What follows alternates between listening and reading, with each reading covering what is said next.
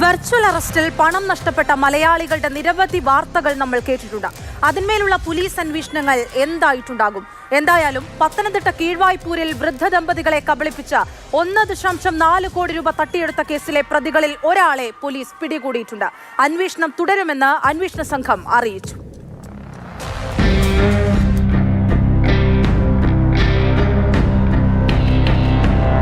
മല്ലപ്പള്ളി കിഴക്കേതിൽ David P Mathew, ഭാര്യ Shirley എന്നിവർക്കായി 1,40,00,000 രൂപയാണ് നഷ്ടപ്പെട്ടത്.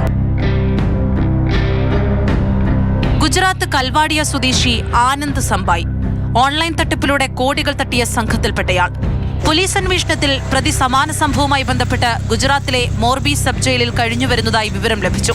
തുടർന്ന് ഈ കേസിലേക്ക് പ്രതിയെ കോടതിയുടെ അനുമതിയോടെ ഗുജറാത്തിലെ മോർഫി ചീഫ് ജുഡീഷ്യൽ മജിസ്ട്രേറ്റ് കോടതിയിലെത്തി ഉത്തരവ് വാങ്ങി കസ്റ്റഡിയിലെടുത്ത് കേരളത്തിലെത്തിച്ചു. കഴിഞ്ഞ മാസം 18-നായിരുന്നു കേസിനാസ്പദമായ സംഭവം. പത്തനംതിട്ട മല്ലപ്പള്ളി സ്വദേശികളായ ദമ്പതികളാണ് തട്ടിപ്പിനിരയായത്. തട്ടിപ്പ് ഇങ്ങനെയായിരുന്നു. അജ്ഞാതൻ ഫോണിൽ വിളിച്ചു. ഷേർലിയുടെ സിം കാർഡ് ഉപയോഗിച്ച് കുട്ടികളുടെ അശ്ലീല ചിത്രങ്ങൾ പല സൈറ്റുകളിൽ അപ്ലോഡ് ചെയ്തുവെന്ന് വിശ്വസിപ്പിച്ചു. മഹാരാഷ്ട്രയിൽ കിട്ടിയ പരാതിയിൽ കേസ് രജിസ്റ്റർ ചെയ്തെന്നും അറിയിച്ചു.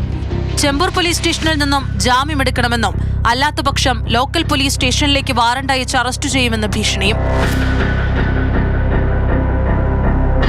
വെർച്വൽ അറസ്റ്റിലാണെന്നും വിവരം ആരോടും പറയരുതെന്നും നിർദ്ദേശിച്ചു. 1 മിനിറ്റിന് ശേഷം മറ്റൊരു ഫോൺ നമ്പറിൽ നിന്നും വിളി വന്നു.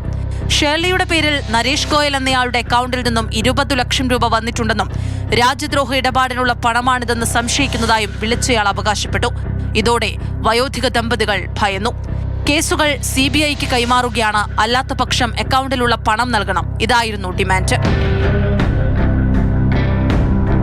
ആധാറും ബാങ്ക് അക്കൗണ്ടും ഫ്രീസ് ചെയ്യുന്നുവെന്ന് പറഞ്ഞായിരുന്നു തുടർന്നുള്ള ഭീഷണി.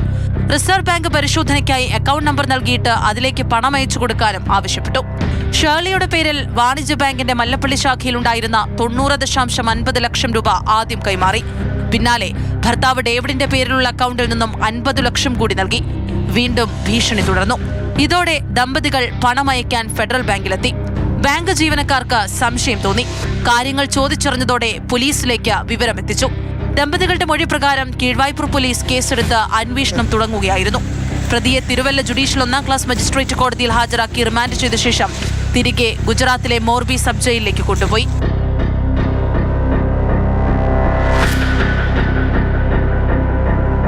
മാതൃഭൂമി ന്യൂസ്, പത്തനംതിട്ട.